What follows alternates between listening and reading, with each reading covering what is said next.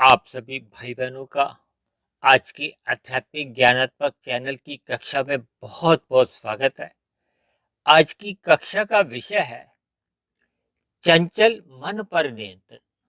और उसके नीचे हमने दो शब्द और अलग अलग लिखे हैं कि सत्संग का आरंभ और कुसंग से परहेज। देखिए, ये बहुत ही साधारण शब्द है और ये चंचल मन की जो एक बीमारी है ना, ये आज कलयुग में विशेष रूप से हम सभी भाई बहनों को है।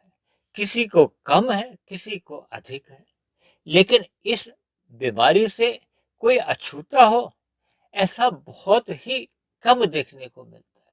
और अक्सर ऐसा देखा गया है कि अनादि काल से हम सभी मनुष्य इस बीमारी से कम अधिक ग्रस्त हैं। रोग कहो, बीमारी कहो, और शास्त्रों में अनादि काल से इसके देखिए दो ही इलाज बताए। एक पहला इलाज है सत्संग का आरंभ और दूसरा है कुसंग से परहेज। देखिए, एक साधारण सी बात है कि हम अपने घर में प्रतिदिन ही झाड़ू पोछा लगवाते हैं या खुद लगाते हैं। देखिए, बात है प्रतिदिन की, लेकिन आपके हमारे मन में जो प्रतिदिन कूड़ा करकट डलता रहता है, उसकी यदि हम सफाई नहीं करते तो फिर वो कूड़ा करकट बढ़ता जाता है, बढ़ता जाता है, और बढ़ बढ़ के देखिए उस कूड़ा करकट से कोई खुशबू तो आने वाली नहीं है। खुशबू का अभिप्राय है, देखिए उससे कोई आपका हमारा कोई एक सफलता नहीं है। अंतोगत्वा उस बड़ी हुई गंदगी से आपके हमारे जीवन में विभिन्न प्रकार के देखिए रोग उत्पन्न होते हैं। ये रोग क्या है? देखिए, मन के अंदर जो विकार आते हैं, काम, क्रोध, लोभ, मोह, अहंकार, ये सभी के सभी विकार कहो या जीवन में ये जो हम विषय भोगों में प्रतिदिन जो हम भागते रहते हैं, देखिए इस बात को प्रत्यक्ष रूप से भले ही आज हम स्वीकार करें या 10 वर्षों बाद स्वीकार करें या अगले जन्म में स्वीकार करें या उसके भी अनेकों जन्म बाद स्वीकार करें, लेकिन सच्चाई यही है। क्योंकि शास्त्रों में जितनी भी बातें कही गई वो बहुत ही नपी तुली तोलकर और एक क्रमबद्ध तरीके से कही गई। वो अलग बात है कि देखिए कलयुग में अक्सर मनुष्य इन शास्त्रों के ज्ञान को महत्व नहीं देता। जब मनुष्य इन शास्त्रों के ज्ञान को महत्व ही नहीं देता तो इसका अभिप्राय क्या है कि उसके जीवन में सत्संग का आरंभ ही नहीं होता। जब सत्संग का आरंभ ही नहीं होता तो फिर देखिए ये जो कुसंग से परहेज वाली जो बात है वो तो फिर सहज ही आपके हमारे जीवन में चलती रहती। अब हम सत्संग और कुसंग इन दो शब्दों के सही सही पहले अर्थ समझ लेते हैं। देखिए, जब मनुष्य अपने जीवन में सत्वगुण का अधिक संग करता है, सत्वगुण क्या है? प्रकृति के 3 गुणों में एक गुण है ना। अक्सर हम अपने प्रतिदिन की जो वीडियो बनाते हैं उनमें इन गुणों की तो हम हर रोज ही चर्चा करते हैं। तमोगुण, रजोगुण और सत्वगुण। तमोगुण से 10 गुना अच्छा रजोगुण कहा जाता है और रजोगुण से भी 10 गुना अच्छा सत्वगुण कहा जाता है।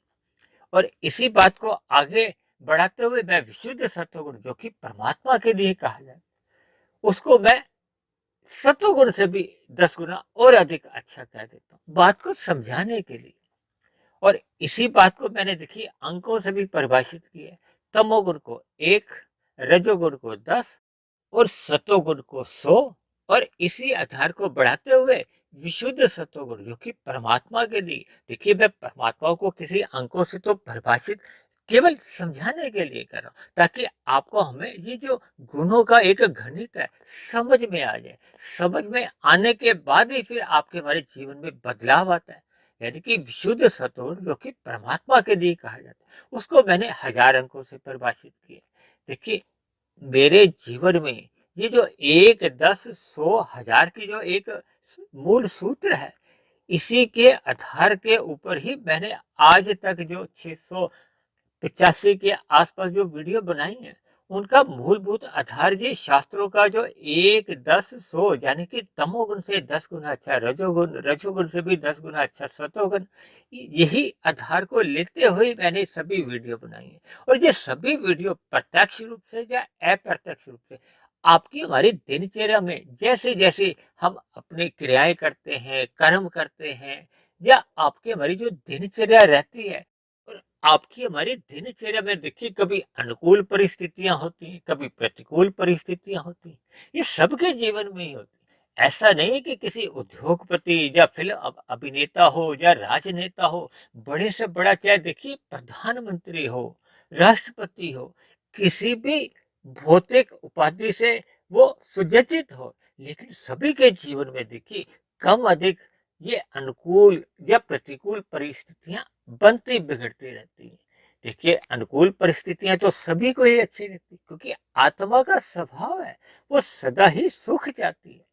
कोई भी आत्मा चाहे पशु की हो चाहे पक्षी की हो, देखिए आत्मा तो मनुष्य की हो चाहे पशु पक्षी की हो, चाहे कीट पतंगे की हो, चाहे पेड़ पौधे की हो, सभी की समान गुण वाली है। यानी कि आत्मा का एक स्वभाव है वो सदा ही सुख प्राप्ति के लिए प्रयत्नशील रहती है। यानी कि उसकी प्रवृत्ति क्या रहती है? सुखों की प्राप्ति के लिए। और छुटकारा किससे चाहते हैं? दुखों से। कोई मनुष्य ऐसा नहीं मिलेगा कि जो दुखों को गले लगाना चाहता हो। अगर कोई दुखों को गले लगाता भी है एक तप रूप में, तो उसका भी अंतिम उद्देश्य क्या होता है कि उसको एक परम सुख की प्राप्ति हो। देखिए जब मनुष्य साधना करता है तो साधना के आरंभ में हमें विभिन्न प्रकार के देखिए कष्ट झेलने होते हैं। उन्हीं कष्टों को शास्त्रों में तप का नाम दिया है। उन तप के पीछे भी आपका हमारा उद्देश्य कोई दुखों को सहने का नहीं होता, क्योंकि उस तप को करते करते यानी साधना मार्ग पर चलते चलते फिर हम उस परम सुख यानी कि आनंद की प्राप्ति कर लेते हैं। परम सुख का अभिप्राय है परमात्मा से, क्योंकि परमात्मा सच्चिदानंद है, आनंद स्वरूप है, और आत्मा केवल सत्य और चित है, ज्ञान स्वरूप है, लेकिन आनंद स्वरूप नहीं है। देखिए एक साधारण मनुष्य है, ये जो 5 विषय भोगों की गलियों में बार बार छलांगे लगाता है, ये जो हम दिन प्रतिदिन देखिए चाहे पुण्य कर्म करते हैं और कभी कभी हम जो पाप कर्म भी करते हैं, उसके पीछे का लक्ष्य क्या होता है कि हमें अधिक से अधिक ये जो 5 भोग विषय हैं, गंध, रस, रूप, स्पर्श और शब्द, इनका हमें सुख मिले। कोई व्यक्ति नहीं चाहता कि उसको जीवन में दुख मिले। वो इन 5 भोग्य विषयों को अधिक से अधिक भोगना चाहता है, उनसे सुख लेना चाहता है। लेकिन हम सभी भाई बहनों का अनुभव क्या कहता है कि इन भौतिक सुखों में अंतोगत्वा हमें दुख ही मिलते हैं। देखिए आरंभ में जब जब मनुष्य रजोगुण में एक आकर्षित होता है, क्योंकि संसारी जितने भी आकर्षण है, देखिए जैसे कहते हैं ना दुनिया एक मेला है और मेले की एक चकाचौंध होती है, जिससे अक्सर मनुष्य प्रभावित हो जाता है। देखिए कोई कम प्रभावित होता है, कोई अधिक प्रभावित होता है, जिसको जैसा जैसा ज्ञान होता है। ज्ञान क्या है? सत्वगुण का गुण है।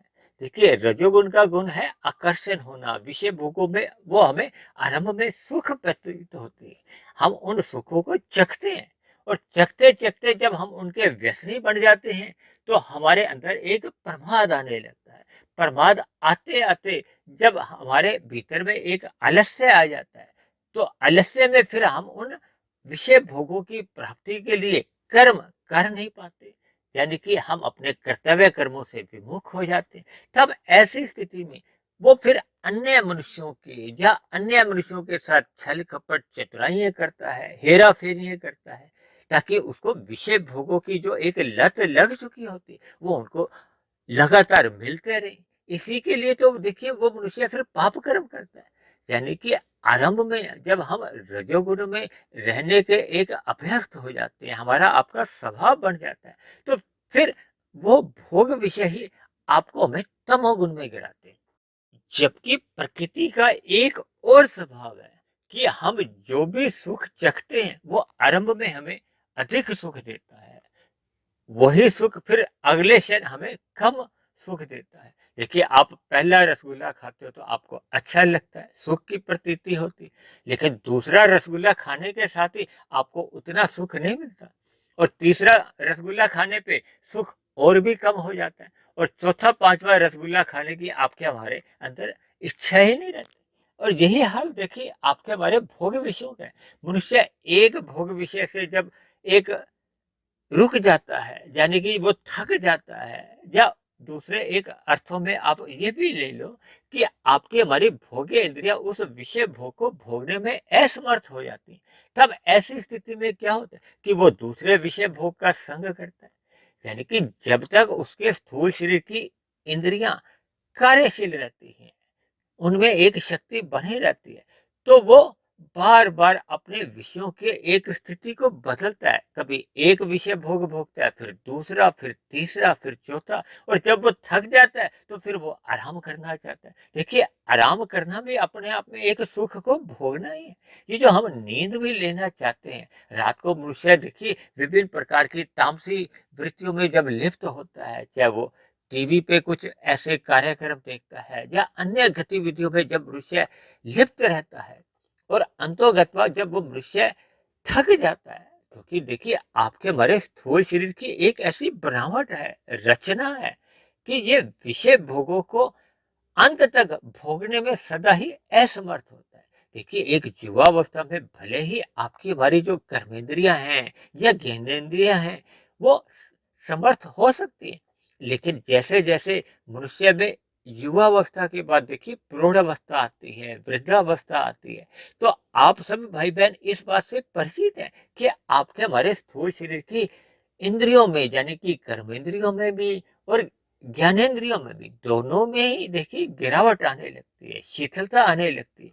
और अंतोगत्वा जब हम वृद्धावस्था में आ जाते हैं, तो देखिए भले ही आपके हमारे मन में विषय भोगों को भोगने की इच्छा तो बनी रहती है, क्योंकि इच्छा रहती है मन के अंदर, और मन सदा जवान रहता है। मन कभी देखिए बूढ़ा नहीं होता। वो अलग बात है कि देखिए बचपन अवस्था में आपका हमारा मन जवान रहते हुए भी आपको हमें उसका बोध नहीं रहता, लेकिन युवावस्था आने पे जब हम शरीर के स्तर पर युवावस्था की स्थिति को प्राप्त होते हैं, तो फिर मन जवान बना रहता है। लेकिन जब आपके हमारे स्थूल शरीर की वृद्धावस्था आ जाती है, ऐसी स्थिति में भी देखिए मन बूढ़ा नहीं होता। बूढ़ा का अभिप्राय है कि मन जब वो सात्विक नहीं बनता। देखिए ये जो तमोगुण, रजोगुण और सतोगुण, सतोगुण को देखिए ज्ञान से जोड़ा जाए, यानी कि जब तक आपके भीतर हमारे ज्ञान टिकता नहीं है, तब तक हमारे मन में विषय भोगों की वासना बनी रहती है। और ये वासना ही अक्सर कहा जाता है ना कि आपकी हमारी अधूरी इच्छाएं ही ये नए जन्म का कारण बनती है। लेकिन शास्त्रों में एक बात और कही गई है कि आपके हमारे जो नई मनुष्य योनि मिलती है वो तभी मिलती है जब मनुष्य योनि के मरते समय संचित कर्मों के कर्माशय में पाप और पुण्य कर्मों की कम से कम तुल्यता रहनी चाहिए, या पुण्य कर्मों की अधिकता होनी चाहिए। और यदि पाप कर्मों की अधिकता होगी है, तब ऐसी स्थिति बनने पे, चाहने पे भी देखिए अगले मनुष्य योनि की प्राप्ति नहीं होगी। देखिए ये शास्त्रों का एक कटु सत्य है। अन्यथा देखिए आप सभी भाई बहन महसूस कर ही सकते हैं, ये जो आपके हमारे घरों के आसपास विभिन्न प्रकार के ये जो वनस्पति है, यानी पेड़ पौधे हैं, कीड़े मकोड़े हैं, कीट पतंगे हैं, पक्षी हैं, पशु हैं, जिनकी संख्या का आप कल्पना भी नहीं कर सकते। जैसे मैं आपको कहूँ कि आप एक कागज लेकर, पेन लेकर इसको लिखने बैठो, तो आप लिखते लिखते थक जाओगे, लेकिन इन नीचे की जोड़ियों के जीवों की संख्या को आप लिख ही नहीं सकते, यानी कि इतने अनंत है। और मनुष्य योनि के कितने हैं? देखिए पूरे संसार में मेरी जानकारी के मुताबिक तकरीबन 925 950 करोड़ के आसपास ये मनुष्य हैं, जो कि 215-20 देश हैं, उन सभी में एक अपना अपना जीवन व्यतीत करते हैं। तो ये जो मनुष्यों का और अन्य जीवों का जो एक अनुपात है, यदि आप इस पर हल्का सा भी चिंतन करोगे, तो फिर आपको ये एक विस्माद की स्थिति में ले आएगा, यानी कि आप अचंभे की स्थिति में पहुंच जाओगे। ये सभी बातें किस ओर इशारा करते हैं कि मनुष्य अपने मिले हुए जीवन में पाप कर्म अधिक कर जाता है। देखिए इस सच्चाई को हमें स्वीकारना होगा। और मैं तो यहाँ तक कहता हूँ कि देखिए, जब जब मनुष्य के जीवन में सत्संग का अभाव होता है, तो ऐसी स्थिति में क्या होता है कि उसके जीवन में कुसंग एक प्रधान स्थिति में आ जाता है। देखिए, शास्त्रों में कुसंग का जो एक प्रत्यक्ष रूप कहा गया है, वो तो है तमोगुण, यानी कि जब मनुष्य पाप कर्म करता है। लेकिन मैं अक्सर अपनी चर्चाओं में ये कह देता हूँ कि देखिए, रजोगुण में रहने पर भी ये आपका हमारा अप्रत्यक्ष कुसंग ही है। देखिए, जब प्रकाश नहीं होता तो फिर क्या स्थिति बनती है? अंधकार की बनती है, जब थोड़ी धुंधली स्थिति बनती है। इसलिए देखिए, मैं सतोगुण को प्रकाश की स्थिति से और रजोगुण को धुंधली स्थिति से, धुंध की स्थिति में देखिए हमें सही सही नजर नहीं आता। नजर क्या है कि हम दिन प्रतिदिन जितने भी कर्म करते हैं, उनका क्या परिणाम भविष्य में आएगा, उसका हमें बोध नहीं होता। बोध तो देखिए तभी होता है जब हम ज्ञान में स्थिति में होते हैं। धुंध की स्थिति में जब हम गाड़ी चलाते हैं तो हमें अधिक दूरी का कुछ भी नजर नहीं आता कि काफी दूरी पे कौन सा वाहन चल रहा है। तो इसलिए हम अपनी गति कमजोर कर लेते हैं, धीमी चलाते हैं गाड़ी। धीमी इसलिए से चलाते हैं ताकि दुर्घटना नहीं हो। दुर्घटना क्या है? देखिए, जब जब मनुष्य रजोगुणी भोगों में अधिक छलांगे लगाता है, कभी एक भोग भोगा, कभी दूसरा, कभी तीसरा, फिर वो व्यसनी बन जाता है, वो प्रमाद में आ जाता है। तब ऐसी स्थिति में वो भोग का वेग ही उसको कब पाप कर्मों में गिरा देता है, मनुष्य को स्वयं भी पता नहीं चलता।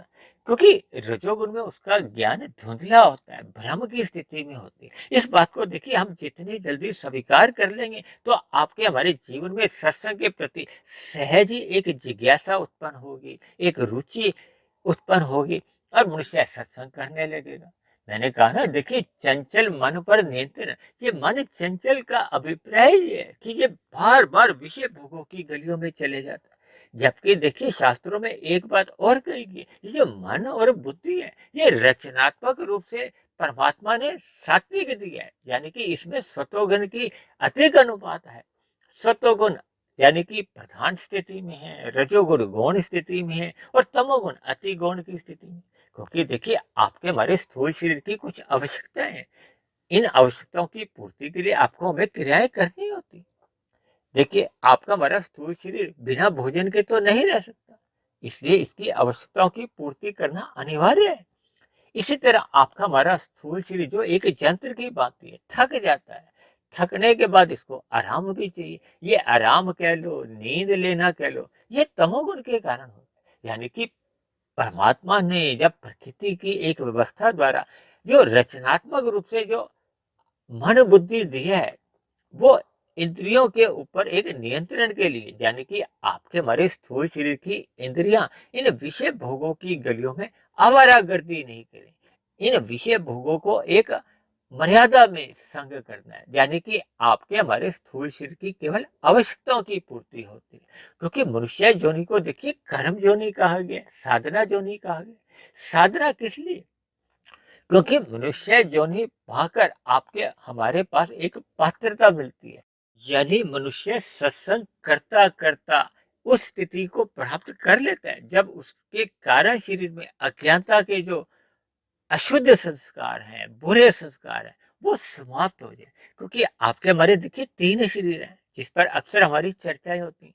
स्थूल शरीर ही व्यवहार में आपको हमें नजर आता है, ये तामसी पदार्थों का बना है। पृथ्वी, जल, अग्नि, वायु, आकाश, ये तामसी पदार्थ है और इन्हीं के ही सूक्ष्म तत्व जिनके कारण आपका हमारा स्थूल शरीर एक निर्माण होता है। देखिए, माता के गर्भ में शिशु का निर्माण के पीछे की प्रक्रिया क्या है? आपके हमारे भोग विषय, यानी कि जो सूक्ष्म तत्व हैं वो क्या है? गंध, रस, रूप, स्पर्श और शब्द। इन्हीं के कारण ही तो आपका हमारा स्थूल शरीर का एक निर्माण की प्रक्रिया आरंभ होती है। ये भी तामसी है, ये भोग विषय भी तामसी है। इसलिए तो देखिए, स्थूल शरीर प्रत्यक्ष रूप से या अप्रत्यक्ष रूप से ये भोगों की ओर सहज ही आकर्षित हो जाता है। लेकिन आपके हमारे जो एक मन बुद्धि है वो सात्विक है, वो परमात्मा की ओर यदि चलते हैं तो फिर आपके हमारे ये जो विषय भोग है वो मर्यादा में रहते हैं। मर्यादा में रहने का अभिप्राय है कि फिर मनुष्य का ये जो मन है वो एक स्थिर हो जाता है। आप गौर से वीडियो का चित्र देखिए। देखिए, मैंने चंचल शब्द को तीन वर्णों में बांट दिया। यानी कि उसको तोड़ दिया, क्योंकि आपका हमारा मन बिखरा होता है, कभी एक विषय की ओर ध्यान जाता है, कभी दूसरे की ओर। तभी तो कहा जाता है कि मनुष्य का आरंभिक जो सत्संग होता है वो बेमन से होता है। बेमन का अभिप्राय क्या है कि उसका स्थूल शरीर देखिए लोभ से, भय से सत्संग की स्थिति में पहुंच तो जाता है, चाहे वो पढ़ने से हो, सुनने से हो, लेकिन उसका मन चंचल होता है, टूटा फूटा रहता है, बिखरा होता है विषय भोगों में। तो उसका मन सुनने में, जब पढ़ने में एकाग्र नहीं हो पाता। यानी जब तक आपका हमारा मन श्रद्धा पूर्वक सत्संग में नहीं लगता, तब तक फिर ये शास्त्रों की बातें, देखिए शास्त्रों में किन बातों की चर्चा होती है? भगवान जो एक परम चेतन सत्ता है, आनंद स्वरूप सत्ता है, और आत्मा जो कि एक ज्ञान स्वरूप सत्ता है, ये दोनों सत्ताएं नित्य बनी रहती है। इसी तरह ये जो माया है, माया के तीन जो गुण है, तमोगुण, रजोगुण और सतोगुण, ये नित्य बने रहते हैं। लेकिन इन गुणों से जो 23 तत्वों का विस्तार होता है, जिनकी अभी हमने थोड़े दिन पहले ही ब्रह्मांड यानी 24 तत्वों की चर्चा भी की थी, तो ये जो 23 तत्वों में जो विस्तार होता है, जिसमें आपके हमारे ये जो विभिन्न प्रकार के युग आते हैं, सतयुग, त्रेता, द्वापर, कलयुग, जिसमें आज हम रह रहे हैं, ये जैसे ही कलयुग समाप्त होगा तो फिर दोबारा से सतयुग आ जाएगा। ये क्रम बहुत लंबा चलता है, ये सृष्टि काल है। यानी कि ये सभी गुणों का एक विस्तार होता है, और जब प्रलय की एक अंतिम स्थिति आती है तो ये 23 तत्वों का जो एक विस्तार है, परिवार है, ये वापस अपने मूल तत्वों में चले जाता है, यानी कि तमोगुण, रजोगुण और सतोगुण। इसलिए इन गुणों को देखिए नित्य कहा जाता है, लेकिन इनको शास्त्रों में जड़ कहा गया। जड़ का अभिप्राय कि इनमें अपने आप कोई क्रिया शक्ति नहीं होती। तो फिर ये इन अपने आप जब इनमें क्रिया शक्ति ही नहीं होती, तो फिर ये इतना, ये जो आप दिन प्रतिदिन हम जो प्रकृति में इतने परिवर्तन देखते हैं, ये किसके कारण? ये देखिए परमात्मा की एक ब्रह्म शक्ति है जो कि सर्वव्याप्त है। उसी ब्रह्म शक्ति के कारण ही इन तीन गुणों में एक कार्यशीलता लाई जाती है, क्रियाशीलता लाई जाती है, जिससे आप और हम ये प्रकृति में विभिन्न प्रकार के परिवर्तन देख पाते हैं। इसीलिए शास्त्रों में कहीं कहीं कहा जाता है ना, ब्रह्म सत्यम जगत मिथ्या। जगत का अभिप्राय ये 23 तत्वों से ही कहा जाता है कि ये संसार मिथ्या है। मिथ्या का अभिप्राय ये नहीं है कि ये बिल्कुल ही नहीं है, मिथ्या का अभिप्राय है कि ये नाशवान है। ये कब, चाहे करोड़ों अरबों खरबों वर्ष का जो भी इसका कार्यकाल है, वो एक समाप्त होने के बाद फिर इसका प्रलय आ जाता है। तो ये कर्म कहो, तमाशा कहो, खेल कहो, ये अनादिकाल से एक प्रभाव में चलता आता है। इसी तरह ये जो प्रकृति के देखिए तीन गुण हैं, तमोगुण, रजोगुण और सतोगुण, ये आपके हमारे जीवन में भी देखिए प्रतिदिन आप इनका बोध कर सकते हैं। शाम को जैसे ही सूर्य अस्त होता है, भले ही देखिए सूर्य की स्थिति सदा नित्य बनी रहती है। नित्य का अभिप्राय कि उसकी भी जो एक समय, एक अवधि है, लेकिन सूर्य अपनी स्थिति में प्रकाश देता रहता है। वो पृथ्वी अपनी स्थिति पे क्योंकि गोल है और अपनी स्थिति का वो चक्कर काटती रहती है, तो इसलिए दिन रात बन जाती है। लेकिन आप यदि तमोगुण की स्थिति, तमोगुण को अज्ञान से जोड़ा जाता है, अंधकार से जोड़ा जाता है। शाम को जैसे ही सूर्य ढलता है तो आपके हमारे देखने में क्या आता है कि अंधकार हो गया, तो हम सर्वप्रथम क्या करते हैं? प्रकाश करते हैं ना, अपने अपने घरों में बल्ब ट्यूब जला देते हैं। अगर वाहन चला रहे हैं तो उसकी अपनी लाइटें चला देते हैं। सड़कों पे भी देखिए सरकारी जो खंभे लगे होते हैं उनकी लाइटें जल जाती हैं। तो किस लिए? कि आपको हमें दिखाई दे। यही स्थिति देखिए सत्संग की है।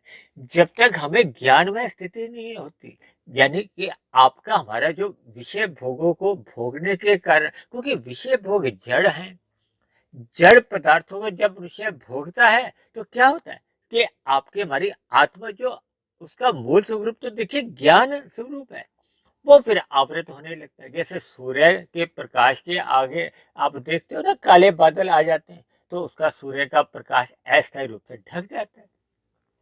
इसी तरह जैसे जैसे हम विषय भोगों में लिप्त होते हैं, तो फिर अस्थायी रूप से हमारा भी देखिए आत्मा का जो प्रकाश है, ज्ञान है, वो ढक जाता है।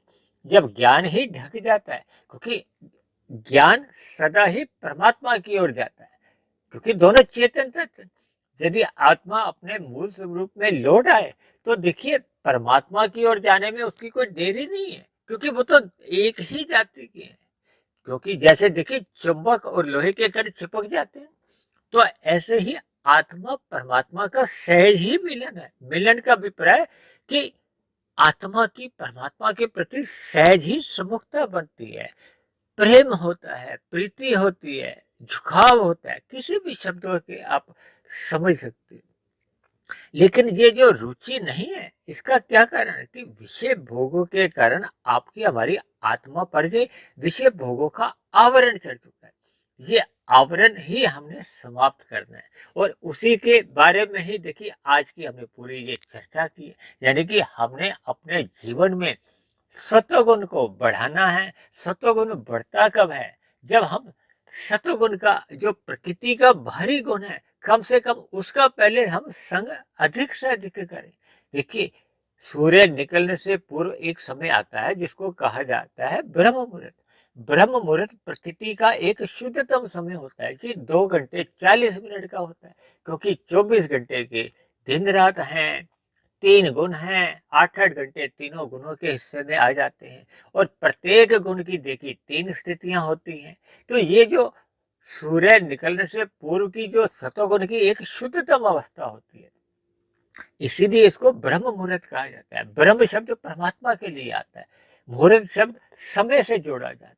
जबकि उससे पहले का जो समय होता है, क्योंकि शाम को जो तमोगुण गुजरा होता है, तो सतोगुण उससे प्रभावित होता है।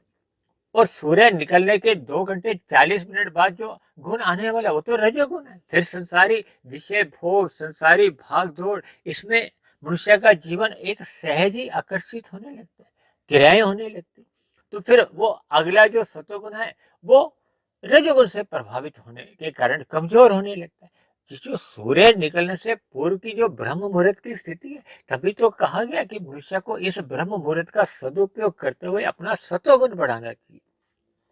सत्वगुण बढ़ाने का अभिप्राय क्या है कि आपके हमारे भीतर अंतःकरण में वो फिर जो अज्ञानता का आवरण है वो छटने लगता है। जैसे देखिए सूर्य का प्रकाश आने से धुंध छटती है ना, तो फिर उसी तरह जैसे जैसे ये सत्संग का प्रभाव अपना असर दिखाता है, तब ऐसी स्थिति में जो आपका हमारा रजोगुण प्रधान होता है वो छटने लगता है, कमजोर होने लगता है। कमजोर क्या, फिर हमारी ये विषय भोगों के प्रति एक रुचि नहीं रहती। रुचि नहीं रहने का अभिप्राय कि इन विषय भोगों के प्रति फिर हमारा ज्ञान पूर्वक वैराग्य होने लगता है। देखिए जैसे एक मधुमेह का रोगी है, डॉक्टर ने उसको मिठाई खाने को मना किया, वो सोचे कि मेरा कोई इस मिठाई से वैराग्य है, नहीं, वो तो देखिए भय पूर्वक वैराग्य है। जब हमें ज्ञान पूर्वक वैराग्य होता है, तब हमारी स्थिति देखिए जो आत्मा की जो एक मूल ज्ञान की स्थिति वो एक मूल स्थिति में लौटने लगती है। और आत्मा जैसे जैसे उसका एक मूल स्वरूप कह लो या उसका शुद्धिकरण होता जाता है, या आपके हमारे अंतःकरण में यानी कि कारण शरीर में अज्ञानता मिटने लगती।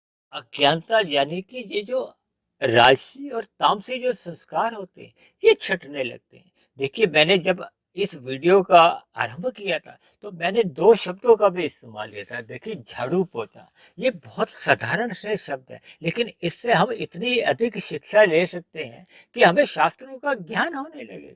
देखिए ये रजोगुण अप्रत्यक्ष रूप से कुसंग है, इसको मनुष्य आज स्वीकार कर ले या आने वाले समय में स्वीकार कर ले, इस बात को हमें देखिए तर्क रूप से स्वीकार करना ही होगा।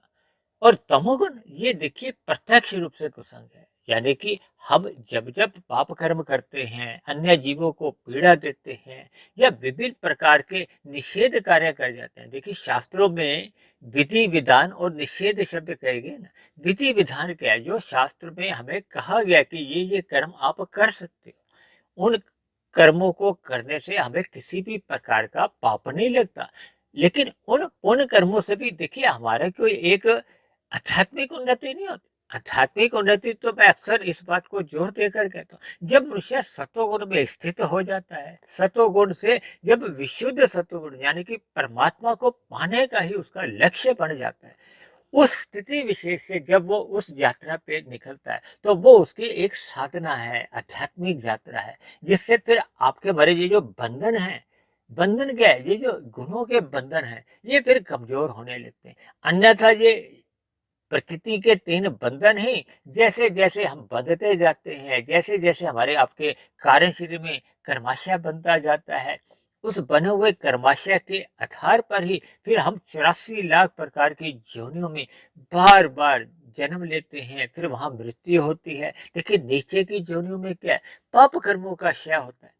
पाप कर्मों का क्षय होते होते जब वो पुण्य कर्मों की बराबरी में आ जाते हैं तो पुनः मनुष्य योनि की प्राप्ति होती है। मनुष्य योनि में यदि वो अपनी स्थिति को साधना में लगा देता है, यानी कि अपना कर्माशय समाप्त कर लेता है। कर्माशय समाप्त करने का अभिप्राय होता है कि आपके हमारे उस कर्माशय से संबंधित जो वासना रूपी संस्कार होते हैं उनको हमने समाप्त करना है, उनको हमने दग्ध बीज करना है। शास्त्रों में दग्ध बीज इसलिए कहा गया है कि जब बीज जल जाते हैं तो फिर उसमें अंकुरण नहीं होता।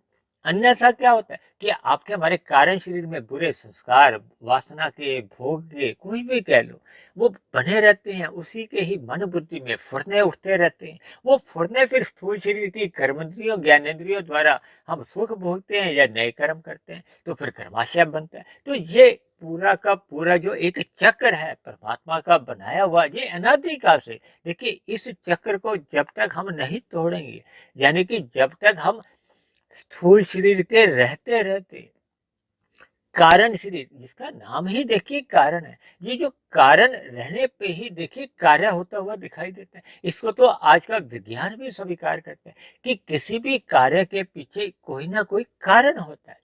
जबकि आत्मा, परमात्मा और प्रकृति के 3 गुणों को अकारण कहा गया, ये नित्य कहे गए, इनका कोई कारण नहीं है, ये एक प्रवाह से चले आते हैं। इसलिए मनुष्य को अपने मिले हुए जीवन में ये जितने भी अज्ञानता के संस्कार हैं, यानी कि अपने कारण शरीर को समाप्त करना चाहिए। कारण शरीर को समाप्त करने का अभिप्राय है कि अज्ञानता के या वासना रूपी या भोगों के जितने भी राजसी तामसी संस्कार बने हुए हैं उनको हमने दग्ध बीज करना है, ताकि फिर हमारे सूक्ष्म शरीर भी समाप्त हो जाएगा। और स्थूल शरीर की तो देखिए मृत्यु सभी की ही आती है, चाहे हम प्रयास करें या ना करें।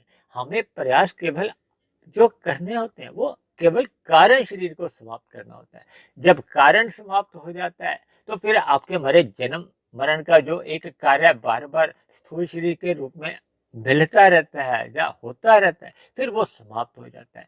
तब ऐसी स्थिति में स्थूल शरीर के मरने पे फिर आत्मा मायातीत की स्थिति में हो जाती है, मोक्ष काल में चली जाती है। मोक्ष काल का मतलब है कि वो एक लंबे काल के लिए आनंदमय स्थिति में रहती है। देखिए आत्मा ज्ञानवान ही रहती है, वो कोई आनंद स्वरूप नहीं बनती, लेकिन वो परमात्मा के आनंद का एक लंबे काल तक, जो कि करोड़ों अरबों वर्षों का होता है, लंबे काल तक उसका आनंद में जीवन व्यतीत करती है।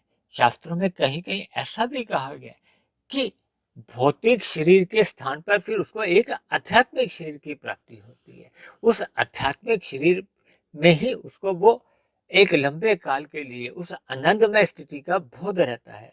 तो ऐसी सभी शुभ स्थितियां हम सभी भाई बहनों के जीवन में केवल मनुष्य जीवन की एक सदुपयोग करते हुए या मनुष्य योनि में ही ये संभव है। मनुष्य से नीचे की योनियां हो या मनुष्य से ऊपर की योनियां हो, वहां साधना करने का कोई अवसर ही नहीं है। इसलिए हमें मिले हुए जीवन को, अपने चंचल मन को, जो कि विषय भोगों में इधर उधर घूमता रहता है, छलांगे लगाता है, उसको सत्संग की लगाम द्वारा, यानी कि जीवन में सत्वगुण को बढ़ाने से कहो या श्रद्धा पूर्वक सत्संग करने से, हमें अपने चंचल मन को नियंत्रण में लेना है। नियंत्रण में लेने का अभिप्राय ये है कि हमने जीवन में सत्संग को आरंभ करना है, यानी कि अपने सत्व गुण को बढ़ाना है और कुसंग से परहेज करना है। देखिए कभी कभी क्या होता है कि हम देखिए सत्संग तो करते हैं, सत्संग करते हैं हम आधे घंटे का, 1 घंटे का, 2 घंटे का, लेकिन हम कुसंग कर लेते हैं अधिक, यानी कि हम सफाई करते हैं फिर उस पर अधिक कूड़ा करकट डाल देते हैं। ये जो मैंने आरंभ में अपनी वीडियो में कहा था ना, झाड़ू पोछा, झाड़ू पोछा क्या है, देखिए आरंभ में हम पहले स्थूल चीजों को हटाते हैं ना, झाड़ू लगाते हैं, फिर बाद में पोछा लगाते हैं। तो आरंभ में हमें देखिए ये जो 5 भोग विषय हैं, इनको झाड़ू के समान थोड़ा हटाना होगा। जब ये हटेंगे फिर धीरे धीरे ये जो पूछा गया है, ये जो हमारे उनके संस्कार बने हुए हैं ना, उनको हमें हटाना होगा, यानी कि जो तामसिक वृत्तियों को हमने हटाना होगा।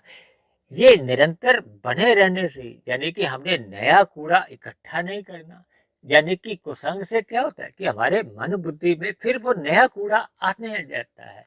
तो फिर वो जो पहले के द्वारा जो हमने सफाई की होती है, यानी कि सत्संग द्वारा जो हम सफाई करते हैं, तो फिर वो सफाई करने के बाद फिर हम कूड़ा करकट डाल देते हैं, यानी कि रजोगुण का संग करते हैं। फिर आपका हमारा मन चंचल हो जाता है, विषय भोगों में इधर उधर छलांगे लगाने लगता है, और उन्हीं छलांगों के दौरान ही कब मनुष्य पाप कर्म कर जाता है, यानी कि कभी रजोगुण में कभी तमोगुण में, जिसके फलस्वरूप उसका ये जो कूड़ा करकट है वो उससे बच नहीं पाता। इसलिए मिले हुए जीवन में हमें सत्संग का आरंभ तो करना ही है, इसमें निरंतरता बनानी है, स्थायीपन लाना है, यानी आपके हमारे जीवन में सत्संग का अनुपात बढ़ाते जाना है, ताकि ये जो रजोगुण का जो एक कुसंग है उससे भी हम बच जाएं, और तमोगुण का जो एक मूल रूप से कुसंग है उससे तो हमें देखिए बचना ही है। तो ये सभी स्थितियों को मैंने देखिए आज विभिन्न उदाहरणों द्वारा, शास्त्रों द्वारा, या एक व्यवहार में जो आपके हमारे जीवन में झाड़ू पोछा वाली स्थितियां बनती हैं, या इन गुणों के द्वारा मैंने समझाने का एक प्रयास किया। देखिए परमात्मा की प्रेरणा से, क्योंकि ये सभी वीडियो ब्रह्म मुहूर्त में ही बनती है, तो ब्रह्म मुहूर्त में परमात्मा द्वारा सहज ही ऐसे उदाहरण कह लो, ऐसे शब्द कह लो, परमात्मा की प्रेरणा से ही वीडियो बनाते समय हमें सहज ही मिलते रहते हैं, जो कि आपके हमारी वीडियो को एक गति देते हैं। दूसरी बात देखिए, कुछ दिन से हमने ब्रेकिंग आध्यात्मिक न्यूज द्वारा कुछ छोटे छोटे वीडियो बनाना आरंभ किया, क्योंकि अक्सर भाई बहनों को ये शिकायत रहती है कि हमारी सभी वीडियो बहुत लंबी लंबी होती हैं, तो उनमें हमें सुनने का कोई एक समय नहीं मिल पाता। लेकिन इस बात के ऊपर मैं देखिए एक उदाहरण को देकर आज की वीडियो को समाप्त करूंगा। देखिए एक बल्ब होता है 1 वाट का, एक बल्ब होता है 10 वाट का, एक होता है 100 वाट का, एक होता है 1000 वाट का। इन सबके देखिए अलग अलग प्रकाश का स्तर होता है। आपने अक्सर अपने जीवन में देखिए ये जो दिन रात के जो क्रिकेट के मैच भी होते हैं, तो वहां कितने बड़े बड़े बल्ब कितने अधिक लगे होते हैं, तभी तो उनको एक छोटी सी गेंद दिखाई देती है। इसी तरह शास्त्रों की देखिए सूक्ष्म बातें, जितने अधिक प्रकाश में या ज्ञानमय स्थिति में या ब्रह्म मुहूर्त में हम इन वीडियो को सुनेंगे या शास्त्रों का अध्ययन करेंगे या अपनी साधना की स्थितियां बनाएंगे, तो शास्त्रों की जो सूक्ष्म रहस्य हैं तो फिर मनुष्य को वो समझ आ जाते हैं। और जबकि देखिए ये जो हम छोटी छोटी वीडियो बनाते हैं, तो उसमें हम सभी विषयों को बहुत ही एक नफा तुला तौर पे लेते हैं, या ये कह लो कि उसमें देखिए 1 वाट का या 10 वाट का ही बल्ब जलता है, तो उसका प्रकाश एक सीमित होता है। लेकिन फिर भी देखिए अंधकार से तो देखिए 1 वाट का बल्ब जला हो या 10 वाट का बल्ब जला हो, वो अपना कुछ ना कुछ तो देखिए प्रकाश देता ही है। इसलिए हम सभी भाई बहनों को अज्ञानता रूपी स्थिति से बाहर निकलने के लिए अपने जीवन में, अपने अंतःकरण में ये सत्संग का दीपक जलाना ही होगा, यानी सात्विक दिनचर्या बनाने से ही आपकी हमारी आध्यात्मिक उन्नति को एक गति मिलती है। तो इन्हीं शुभ कामनाओं के साथ कि आपके जीवन में भी ये सत्संग का आरंभ हो और कुसंग से आपका सदा ही परहेज बना रहे, ऐसी सभी शुभ स्थितियां आपके जीवन में भी बने, ताकि हम सभी भाई बहनों का जो एक चंचल मन है, जो एक बिखरा हुआ है, वो एकाग्र होकर परमात्मा की ओर ध्यान लगाए, परमात्मा की सम्मुखता बढ़ाए, ताकि हम सभी भाई बहनों का मिला हुआ जीवन सफल हो, सार्थक हो। इन्हीं शुभ कामनाओं के साथ आज की चर्चा को अब हम यही विश्राम देते हैं। आज की चर्चा से संबंधित आप किसी भाई बहन का कोई प्रश्न हो, कोई मेरी कही गई बात आपको समझ में नहीं आई हो, तो आप नीचे दिए गए कमेंट्स बॉक्स पर जाकर आप अपना प्रश्न लिख सकते हैं। और मेरी कही गई बातों पर यदि आपको किसी प्रकार की कोई शिकायत हो, आपत्ति हो, या किसी प्रकार का मेरे शब्दों पे आपको थोड़ा विरोध हो, तो आप नीचे दिए गए कमेंट्स बॉक्स पर जाकर आप अपनी आपत्ति या शिकायत भी लिख सकते हैं। और परमात्मा की प्रेरणा से ये जो हम प्रतिदिन एक वीडियो तैयार करते हैं, यदि ये आपके जीवन में आध्यात्मिक उन्नति लाने में सफल हो रही हो, मददगार होगी हो, आपके अंधविश्वास दूर होने लगे हो, परमात्मा में आपकी प्रीति जग गई हो, तो मेरी आप सभी भाई बहनों से विनती है कि आप मेरे इस आध्यात्मिक ज्ञानात्मक चैनल सुधीर भाटिया फकीर को आप स्वयं भी सब्सक्राइब करें व अन्य जिज्ञासु भाई बहनों को भी प्रेरित करें कि इस आध्यात्मिक ज्ञानात्मक से जुड़कर अपने अंधविश्वास दूर करें, अपने दिनचर्या एक व्यवस्थित करें, ताकि परमात्मा में हम सभी भाई बहनों की एक प्रीति हो, एक सात्विक वातावरण समाज में आपको हमें दिखे, जिसमें हम सभी भाई बहनों का ही नहीं, प्रकृति के अन्य जीव जंतुओं का भी जीवन सुखमय बीते, एक कल्याणकारी वातावरण बने। तो इन्हीं शब्दों के साथ आज की चर्चा को अब हम यही विश्राम देते हैं। कल फिर मिलते हैं एक नए विषय को लेकर, एक नए संदेश के साथ। तब तक आप सभी भाई बहनों का बहुत बहुत धन्यवाद।